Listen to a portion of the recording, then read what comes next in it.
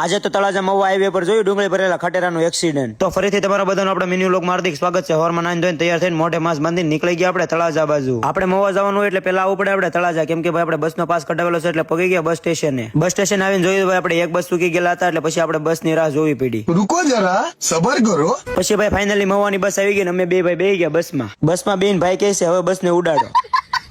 પછી ભાઈ free પાસની ticket કઢવી લીધી ને પછી નીકળી ગયા આપણે મહુવા બાજુ જતા હતા ને વચ્ચે જોયું ભાઈ ડુંગળી ભરેલા ખટેરાનું એક્સિડન્ટ. એક તો ભાઈ ડુંગળીનો કઈ ભાવ આવતો છે ને વચ્ચે જો ભાઈ આવું નવું કઈક થાય રાખે પછી તો ખેડૂતની શું હાલત થાય. વડલી આપણું સ્ટેશન આવી ગયું પછી નીચે ઉતરી ગયા ભાઈ. અહીંયા બે મિત્રો આવેલા હતા એટલે એકને બેહાડી દીધો એની ગાડીમાં પછી મને મળી ગઈ બીજા ભાઈબંધની ગાડીમાં લિફ્ટ.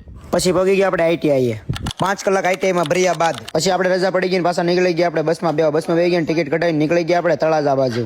પહોંચી ગયા આપણે તળાજા બસ ડેપો પછી આપણી માણકી લઈને નીકળી ગયા આપણે ઘર બાજુ. વચ્ચે થોડાક મિત્રો મળ્યા એટલે એને હવાણ કરતા પહોંચી ગયા આપણે ઘરે જઈને જોયું તો ભાઈ આજે સોયાવડીનો પ્રોગ્રામ ઘરે ગોઠવેલો હતો એટલે પછી ભાઈને લગાડી દીધા ધંધે.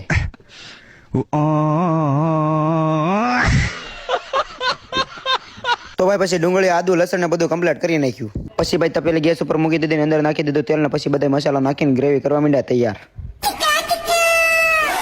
ગ્રેવી બનીને તૈયાર થઈ ગઈ ને હવે અંદર નાખવા નથી સોયાવડી નાખી એટલે આપણું શાક થઈ જાય કમ્પ્લીટ. તો હાલો મિત્રો હવે સોયાવડીનું શાક બની ગયું છે. હવે હું ખાઈ લઉં ને પછી હુઈ જઈ. પાછા મળીએ કાલે નવા મિની વ્લોગમાં.